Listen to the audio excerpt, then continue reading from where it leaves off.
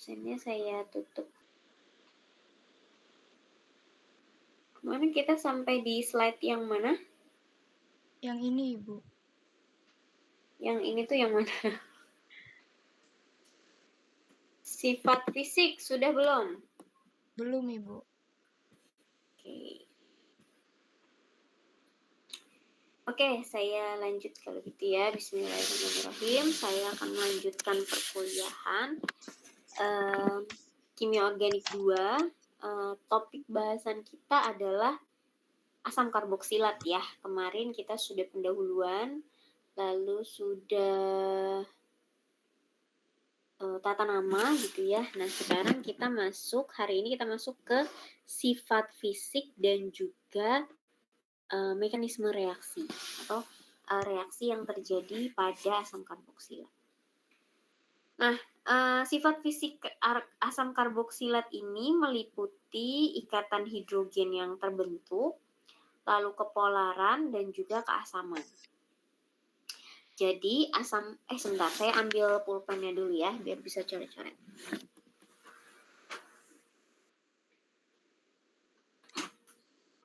Sifat fisik asam karboksilat itu meliputi ikatan hidrogen, kepolaran, dan juga keasaman. Nah, kita tahu bahwa rumus umum asam karboksilat adalah RCOOH. Nah, jadi adanya gugus OH di asam karboksilat itu bisa membuat si asam karboksilat itu memiliki ikatan hidrogen. Kalau kita ingat lagi, ikatan hidrogen itu ikatan yang terbentuk antara H dengan O, H dengan F, H dengan N. Jadi H dengan O atau H dengan F atau H dengan N. Coretan saya kelihatan? Kelihatan, Ibu. Oke. Nah, di sini ada hidrogen di ujung gugus karboksilatnya mengakibatkan si H ini bisa berikatan hidrogen. Bisa berikatan hidrogen dengan siapa? Dengan sesama asam karboksilatnya. Jadi kalau kita lihat di sini, ini tuh terdiri dari 2 asam karboksilat. Ya, ini tuh terdiri dari 2 asam karboksilat. Asam karboksilat yang ini dan asam karboksilat yang ini. Jadi masing-masing ujung H di asam karboksilat yang kedua akan berikatan dengan O dari asam karboksilat yang pertama. Jadi O yang ini berikatan sama H yang ini. Jadi dia bisa membentuk ikatan hidrogen antar asam karboksilatnya. Selain itu, tentunya kalau bertemu dengan air, dia juga bisa berikatan hidrogen dengan air. Jadi nanti ini bertemu H2O ya membentuk ikatan hidrogen lagi gitu ya. Terus misalnya RCOOH, O yang ini bertemu dengan H2O ya membentuk ikatan hidrogen lagi gitu ya. Nah, karena membentuk ikatan hidrogen berarti kan dia punya kepolaran ya, mempengaruhi kepolaran dari si asam karboksilat ini serta mempengaruhi keasaman dari asam karboksilat. Keasaman itu maksudnya adalah pH dari asam karboksilat ya, sifat keasamannya. Kita masuk ke sifat fisiknya. Jadi ini penjelasan yang tadi di depan ya. 2 molekul asam karboksilat akan saling membentuk 2 ikatan hidrogen. Ikatan hidrogennya yang ini, yang putus-putus ini ya. Nah, karena ada 2 ikatan hidrogen yang terbentuk, maka asam karboksilat itu bisa membentuk sebagai dimer.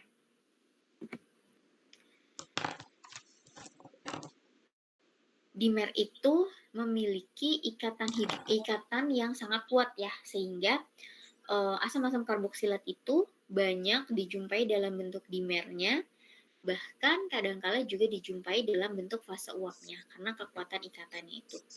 Nah, ikatan hidrogen yang ada di asam karboksilat itu menyebabkan si asam karboksilat punya titik didih yang lebih tinggi dibandingkan dengan alkohol yang bersesuaian. Maksudnya alkohol yang bersesuaian itu, misal di sini adalah asam etanoat ya kan, karena C-nya ada 2 nih. Asam etanoat dibandingkan dengan etanol, maka sama-sama C-nya 2 nih. Tapi karena asam etanoat atau asam karboksilat itu bisa membentuk dimer dan punya ikatan hidrogen ya, sehingga titik didihnya lebih tinggi dibandingkan dengan alkohol seperti itu. Nah, ini kalau kita lihat perbandingan titik didih asam karboksilat dengan alkohol ya. Misalnya asam metanoat, metanol gitu ya. Maka titik didihnya lebih tinggi yang asam metanoat. Terus asam metanoat dengan etanol, titik didihnya lebih tinggi asam metanoat. Asam propanoat dengan propanol juga titik didihnya lebih tinggi yang asam propanoat. Lalu ada asam butanoat dengan butanol juga titik didihnya lebih tinggi yang asam butanoat. Asam benzoat dengan benzil alkohol juga titik didihnya lebih tinggi yang asam benzoat. Seperti itu. Jadi pengaruh titik didih itu karena si asam karboksilat itu dia memiliki ikatan dimer dengan sesama asam karboksilatnya dan juga dia memiliki ikatan hidrogen di mana ikatan hidrogen menyebabkan titik didihnya menjadi lebih tinggi dibanding senyawaan lain yang memiliki berat molekul yang mirip gitu. Sampai sini ada pertanyaan?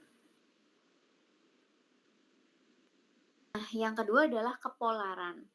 Kepolaran tentu dipengaruhi oleh panjang ikatan ya. Jadi semakin panjang ikatannya untuk senyawa, golongan apapun, pasti kepolarannya atau kelarutan dalam airnya menurun. Di sini contohnya adalah ketika asam format, asam asetat, asam propanoat, asam butanoat, dan asam butanoat itu memiliki kelarutan yang sempurna di dalam air. Artinya ini adalah simbol larut sempurna. Tetapi ketika asam heksanoat jumlah C-nya 6, maka kelarutannya menjadi berkurang, hanya 1 gram per 100 mili air. Ketika asam oktanoat hanya 0,06. Ketika asam dekanoat 0,01.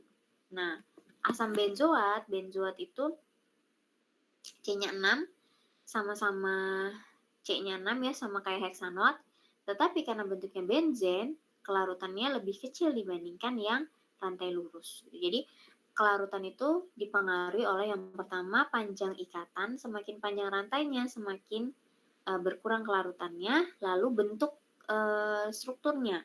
Semakin bentuknya banyak cabang, bentuknya siklik, maka kelarutannya juga semakin berkurang. Nah, kelarutan juga berkaitan sama kepolaran, karena kelarutan dalam air, kalau dia larut dalam air berarti dia senyawanya bersifat polar gitu kan ya. Jadi senyawa yang ini dari asam format sampai asam butanoat dia sifatnya polar, sedangkan dari heksanoat sampai benzoat itu kurang polar atau sedikit polar gitu.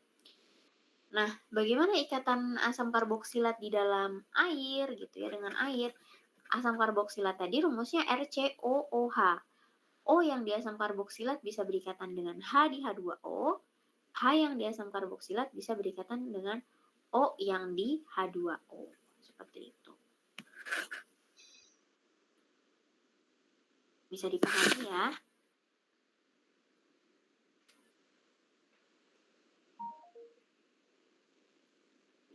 Bisa dipahami sampai sini? Bisa, Ibu. Bisa, Ibu. Bisa, Ibu. Nah, selanjutnya keasaman. Nah, keasaman ini kan namanya asam karboksilat ya kan? Tetapi tentu masing-masing senyawa karboksilat itu tidak semuanya asam kuat atau tidak semuanya asam lemah gitu ya. Nah, kalau kita lihat di sini keasaman itu di sini ada nilai pKa. Jadi nilai pKa itu adalah turunan dari kesetimbangan asamnya gitu ya.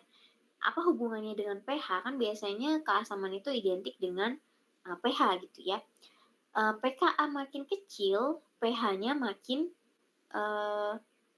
kecil juga gitu ya, sehingga sifatnya makin asam. Jadi dari asam format, asam asetat sama asam butanoat kan ini ke atas makin kecil ya pKa-nya ya. sehingga pH-nya juga makin kecil, jadi dia makin asam. Kalau asam kan pH-nya makin di bawah 6 gitu ya, mendekati 1, maka dia semakin kuat ya kan asamnya. Tapi kalau pH-nya 6, 5, berarti kan itu asamnya asam lemah gitu ya. Nah, jadi untuk asam format, asam asetat, asam butanoat, semakin panjang jumlah C-nya, dia semakin asam lemah gitu ya. Di sini asam format C-nya 1, asam asetat C-nya 2, asam butanoat C-nya 4. Semakin banyak C-nya, dia semakin lemah. Karena dari ketiga ini, yang paling asam itu adalah asam format. Nah, tetapi ketika salah satu atom C yang ada di dalam struktur ini digantikan oleh halogen, ya, F, Cl, Br, atau I, di sini misalnya digantikan oleh Cl, jadi asam kloroasetat, asam dikloroasetat, asam trikloroasetat, maka semakin banyak jumlah halogen yang ada di dalam asam karboksilat tersebut, pH-nya makin kecil ya, pH makin kecil, berarti makin asam. Jadi adanya banyaknya halogen yang ada di karboksilat itu membuat si asamnya makin kuat gitu ya, atau makin asam. Nah, lalu ketika selain adanya Cl atau adanya halogen gitu ya, posisi cabang misalnya yang ini di sini kan ada asam benzoat, Yang di sini kan ada asam benzoat, lalu ada asam ortoklorobenzoat, ada asam paraklorobenzoat. Nah, posisi orto dengan para itu juga mempengaruhi tingkat keasaman. Jadi, kalau asam benzoat doang kan pKa-nya 4,18, artinya dia asam yang lemah ya. Terus ketika ada Cl, misalnya di asam ortoklorobenzoat, pH-nya 2,9. Tapi ketika Cl itu posisinya di para, maka pH-nya menjadi 4. Artinya posisi orto ini membuat si asamnya semakin lebih kuat gitu ya. Nah, tetapi semua kekuatan asam ini jika dibandingkan dengan HCl itu masih jauh lebih lemah gitu, karena HCl aja pKa-nya -7 ya. Biasanya HCl tuh pH-nya 1, 2 gitu kan ya. Nah, di sini HCl aja -7 sehingga pH-nya asam karboksilat jika dibandingkan dengan HCl masih jauh lebih asam si HCl gitu.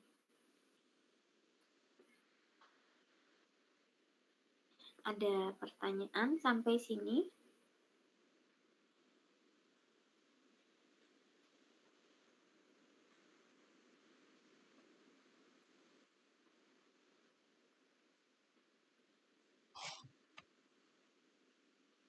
Oke, kalau misalnya asam format dengan asam benzoat, berarti lebih asaman siapa?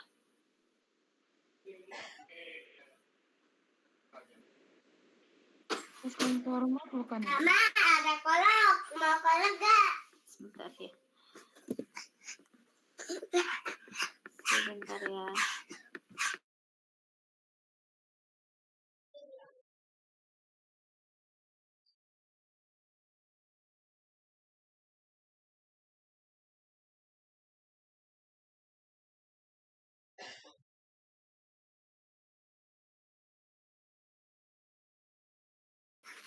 Oke, mohon maaf ya, saya lanjut lagi. Jadi tadi asam format sama asam benzoat lebih asaman mana? Asam format. Asam format, oke. Kalau asam trikloroasetat dengan asam klorida? Asam dikloroasetat. Asam apa? Dikloroasetat. Asam dikloroasetat dengan asam klorida. Ayo, lebih asaman mana? Asam klorida. asam klorida ya, karena asam klorida nilai pKa-nya -7. -7 kan kecil banget ya. Semakin kecil pKa-nya semakin bersifat asam kuat gitu ya. Oke, saya lanjut lagi. Nah, ini untuk pKa beberapa senyawa ya, kalau misalnya dia bukan halogennya bukan klorida. Tapi misalnya asam iodo asetat gitu ya, terus asam bromoasetat, asam kloroasetat, asam fluoroasetat gitu ya. Nah, golongan halogen itu kan golongan 7A, di mana paling atas itu kan F, Cl, Br, sama I gitu ya. Nah, semakin ke bawah itu makin kurang asam gitu ya. Jadi asamnya makin lemah gitu. Jadi kalau FClBrI maka yang ada F, unsur yang ada fluoronya pasti lebih asam dibandingkan dengan kloronya atau dengan bromonya atau dengan iodo gitu. Jadi urutannya F dulu, Cl, Br, baru I. I yang paling lemah seperti itu. Nah, untuk sifat asam karboksilat, sifat fisik, apakah ada pertanyaan sebelum saya masuk ke sintesisnya? Enggak.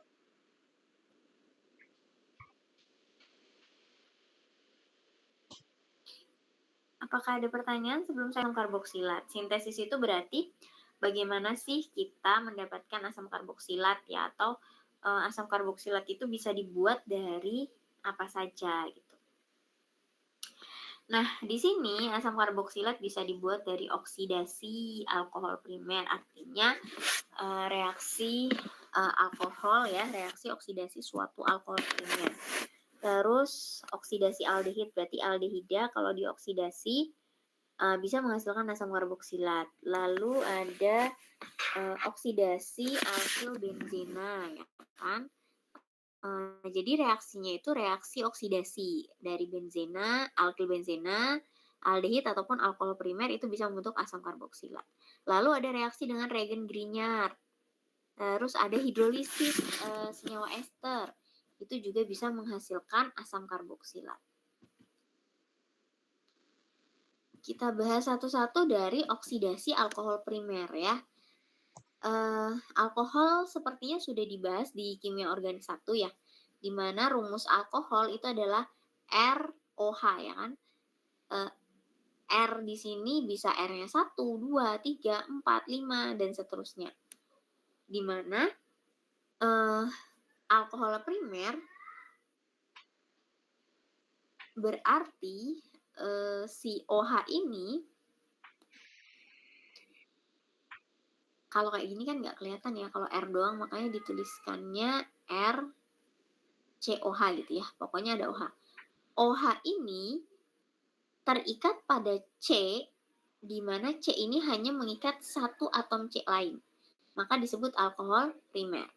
Tapi kalau misalnya, nah seperti ini, OH-nya terikat pada C, C-nya ini mengikat dua atom C lain, sehingga ini disebutnya alkohol sekunder gitu ya. Terus kalau nanti alkohol tersier gimana? Ya si OH-nya terikat, ini R sama C sama ya. OH-nya terikat pada C yang mengikat 3 atom C lain, maka disebut alkohol tersier gitu ya. Nah, di sini yang bisa menghasilkan karboksilat itu hanya alkohol primer. Jadi hanya alkohol primer saja yang bisa dioksidasi membentuk asam karboksilat. Bagaimana oksidasinya? Oksidasi berarti kan penambahan jumlah O ya. Oksidasinya terjadi pada C yang mengikat OH langsung gitu ya. Jadi C yang langsung terikat pada OH itu akan teroksidasi menjadi karbonil. C karbonil menjadi CO sehingga strukturnya menjadi asam karboksilat.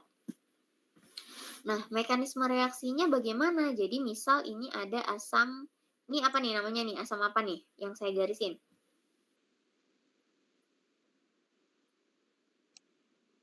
bukan golongannya?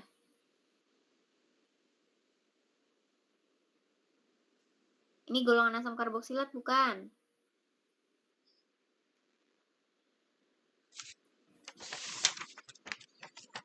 Halo, ini golongan asam karboksilat bukan? Itu etanol nggak sih? Ini Jimitnya masih aktif kan ya? Suara saya masih terdengar kan? Itu Halo, suara saya kedengeran? Termasuk golongan asam karboksilat atau bukan?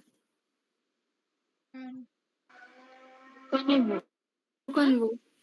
Bukan, Bu. dia termasuk apa? Termasuk golongan apa dia? Alkohol bukan Bu. Alkohol. Namanya apa namanya? Bu. C-nya ada berapa? Coba hitung lagi. 3 Ibu. Kalau 3 namanya apa? Propanol. Kalau 3 namanya? Kalau 3 emang namanya etanol. Propanol bukan Bu. Kalau 3 metana, etana, propana ya, propanol ya. Oke, betul. Nah, propanol di sini termasuk alkohol primer, sekunder atau tersier?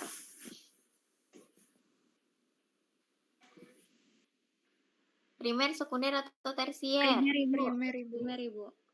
Kan dia mengikat C-nya 2 di sini. Primer apa sekunder? Sekunder. Sekunder Ibu. Ayo. Berapa Primer sih? itu kalau C-nya mengikat langsung C lain ya. Ini mengikat langsung berapa C yang terikat sama ini?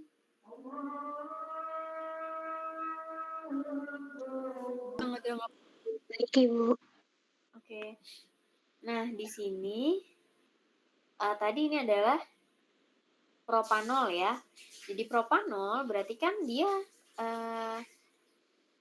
alkohol primer ya, karena kalau kita mau tuliskan itu kan C2 berarti CH3, CH2, CH2, OH gitu kan ya. OH-nya terikat pada C, C ini mengikat langsung satu C lain gitu ya. Lihat yang langsung terikat sama si C-nya, jangan buntutnya C ada berapa, tapi lihat yang langsung terikat sama C. Nah, karena dia alkohol primer, maka dia bisa bereaksi dengan asam kromat ya, H2CrO4 membentuk suatu asam karboksilat. Tadi diinfokan bahwa yang teroksidasi adalah C yang terikat langsung dengan OH gitu kan ya, sehingga C nomor 2-nya nanti akan berubah menjadi karbonil seperti itu. Jadi dari propanoat menjadi asam propanol menjadi asam propanoat seperti itu. Propionat, maaf. Terus yang bawah kita lihat lagi, ini kan ada OH lalu terikat pada C, C-nya ini mengikat langsung C yang ini, berarti kan satu C lain kan yang mengikat satu atom C lain, sehingga dia juga termasuk golongan alkohol primer. Sehingga ketika dioksidasi, maka C yang ini akan membentuk CO gitu ya. Jadi dari sikloheksil metanol menjadi asam sikloheksana karboksilat seperti itu. Jadi sebenarnya mekanismenya langsung aja si asam kromat ini mengoksidasi C yang ini sehingga C yang ini menjadi karbonil. Sama atau selain pakai asam kromat, pakai kalium permanganat juga mengoksidasi si C yang pertama membentuk C karbonil gitu. Jadi pada dasarnya langsung aja diubah dari CH2OH menjadi COOH gitu. Silahkan kalau ada pertanyaan boleh.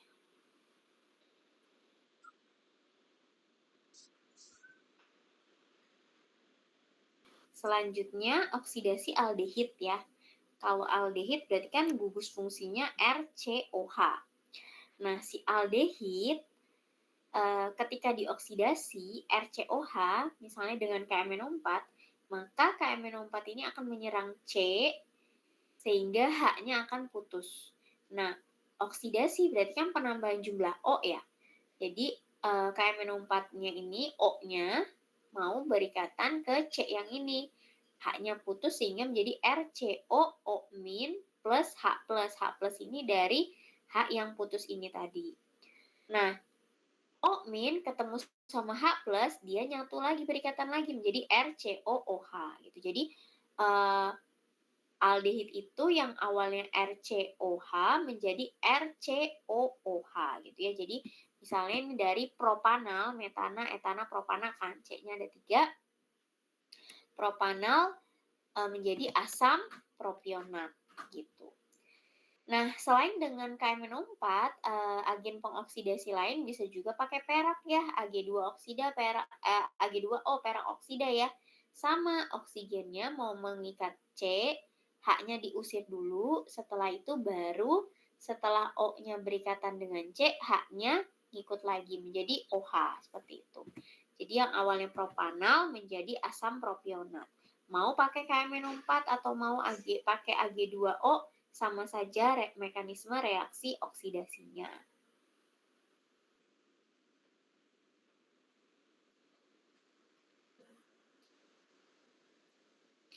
Selanjutnya adalah oksidasi dari alkil benzena.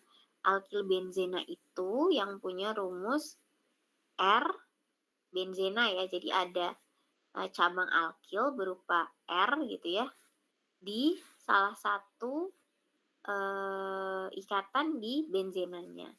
Nah, ketika dioksidasi, maka bagaimana yang dioksidasi? Oksidasinya akan menyerang atau akan terjadi pada alkilnya. C yang ada di alkilnya, gitu ya.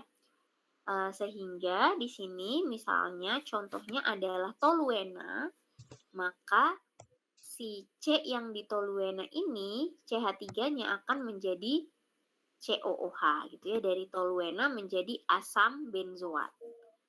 Nah, contoh lain misalnya propil benzena, ini kan propil ya, ini propil benzena, maka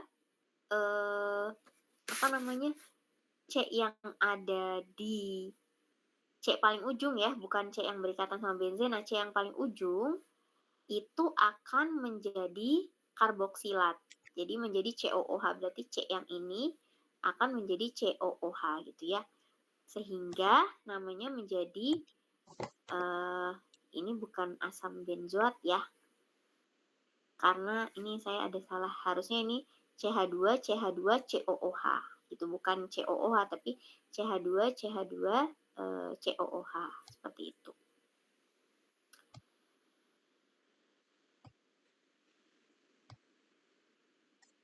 Si alkilnya ini ada 2 cabangnya. Jadi misalnya ada CH3 sama CH3, maka kedua CH3 ini akan berubah menjadi karboksilat gitu ya. Dan bagaimana juga kalau misalnya, oh ya yang ini namanya berarti ortosilena ya, menjadi asam ftalat ya. Orto karena posisi 1, 2, silena, menjadi asam ftalat gitu. Nah, kalau misalnya suatu benzena mengikat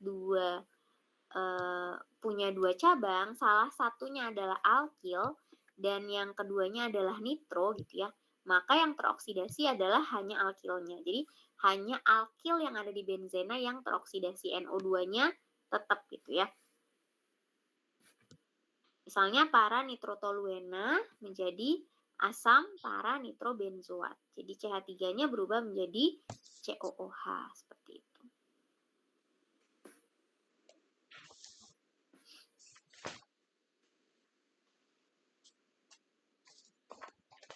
Ada pertanyaan atau mau ditulis dulu?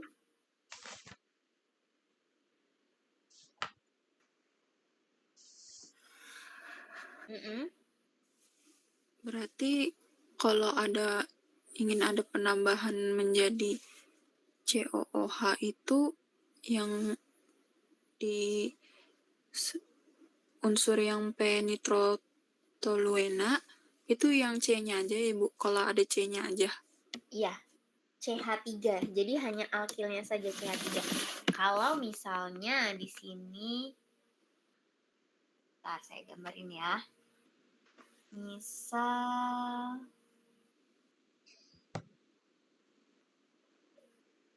misal seperti ini. Misal bukan CH3, tapi CH2, CH3 gitu ya. Maka yang akan berubah hanya C ujungnya aja. Ini tetap CH2, COOH seperti itu. Jadi CH3-nya jadi COOH. Yang lain sudah ya, saya lanjut ya. Sudah, Ibu. Oke. Nah, selanjutnya adalah reaksi dengan reagen Grignard ya, dengan CO2. Di mana kita tahu bahwa reagen Grignard itu ini ya, RMGX.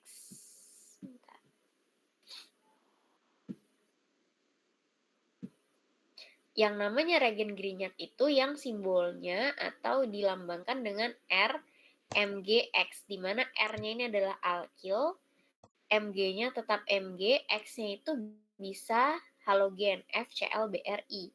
Jadi misalnya contoh R-nya CH3, Mg, Br, berarti CH3, Mg, Br, Br itu sebagai X-nya. Atau R-nya mau lebih panjang, CH3, CH2, Mg sama Cl, ya boleh gitu ya. Atau CH3, MgI, ya sama aja. Selagi strukturnya adalah RMGX, boleh-boleh aja. Mau alkilnya panjangnya kayak apa, mau 1, 2, 3, atau 4 gitu ya maksudnya. Terus mau X-nya FClBrI, ya boleh-boleh saja. Jadi reagen Grignard ini bisa menghasilkan asam karboksilat ketika ada alkil halida yang direaksikan dengan reagen Grignard. Alkil halida berarti RX ya, halogen yang ada pada alkana atau alkena atau alkuna. Pokoknya halogen FClBrI yang nempel di R gitu ya. Terus akan menghasilkan bereaksi dengan reagen Grignard akan menghasilkan asam karboksilat. Contohnya di sini adalah misalnya 2-klorobutana gitu ya. 2-klorobutana bereaksi dengan Mg, maka Mg ini akan menyerang Cl dulu menjadi MgCl. Lalu selanjutnya MgCl ini MgCl plus R ini kan menjadi reagen Grignard kan. Jadi kalau saya buletin atau saya lingkarin sebentar.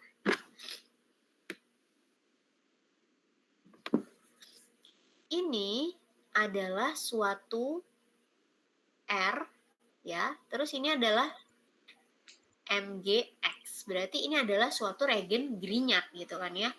Nah, bertemu dengan Cl dengan alkil halida membentuk reagen Grignard, terus bereaksi dengan CO2 dan juga H2O, maka si reagen Grignard-nya ini itu akan lepas gitu ya. Karena ada COOH yang mau masuk. Jadi COOH mau masuk ke sini ya, reagen Grignard-nya lepas gitu. Membentuk COOH dengan alkana ya gitu. Jadi misalnya 2-klorobutana menjadi asam 2-metilbutanoat. Contoh kedua itu ada bromobenzena ketemu dengan Mg, berarti Mg-nya mau berikatan dengan Br menjadi MgBr ya. Nah, karena MgBr dengan si benzen ini adalah suatu reagen Grignard, maka si MgBr ini akan lepas digantikan oleh COOH dari CO2 dan H2O sehingga membentuk asam benzoat gitu. Jadi bromobenzena menjadi asam benzoat. Silahkan dicatat, kalau ada pertanyaan boleh. Nah, yang terakhir adalah hidrolisis ester ya. Jadi ester itu rumus umumnya adalah RCOOR. Ini adalah ester ya. Ketika dihidrolisis, maka R yang ada di ester, R yang ini, itu akan terputus. Jadi gini, RCOOR ya, maka akan terjadi pemutusan ikatan di O dengan R. Karena dia hidrolisis berarti kan dengan air ya. Air kan H plus sama OH minus gitu kan ya. H plusnya nempel ke O, nanti R-nya berikatan sama OH. Menjadi RCOOH plus ROH. Seperti itu ya. Ini yang mekanisme yang ini. Jadi ester dihidrolisis menghasilkan asam karboksilat dan juga alkohol. Berarti contoh yang bawah misalnya adalah metil asetat. Berarti CH3COOCH3 ya bereaksi dengan H plus dan OH minus kan H2O ya. Maka ini akan putus nih ikatannya. H plusnya akan berikatan dengan O, OH minusnya akan berikatan dengan CH3 sehingga terbentuk CH3COOH plus CH3OH gitu. Jadi membentuk asam etanoat dan metanol gitu. Silahkan kalau ada pertanyaan boleh ya, 2 soal nanti dikerjakan dan dikumpulkan minggu depan. Dikumpulkannya bagaimana? Kan Pak Tunas itu ke Stikes Prima setiap hari Rabu, Jumat, dan Sabtu. Jadi silahkan disepakati saja di kelasnya, dengan kelasnya gitu ya, mau dikumpul di hari apa, Selasa, Kamis, atau Sabtu. Yang penting tidak berceceran.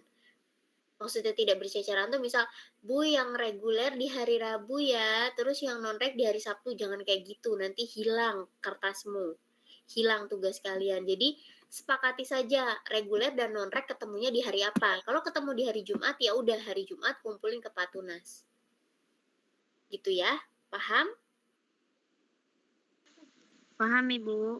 Ya, Paham, Bu. karena PJ-nya itu cuma 1, saya nggak tahu PJ-nya yang reguler apa non-reg ya? Reguler, Ibu. Oh, yang reguler. Yang reguler, Bu. Ya, berarti yang reguler harus koordinasi sama salah satu PJ yang non-reg-nya. Ya, jadi nanti pokoknya gimana caranya kalian tektokan. Yang penting itu satu bundel isinya reguler dan non-reguler. Gitu ya.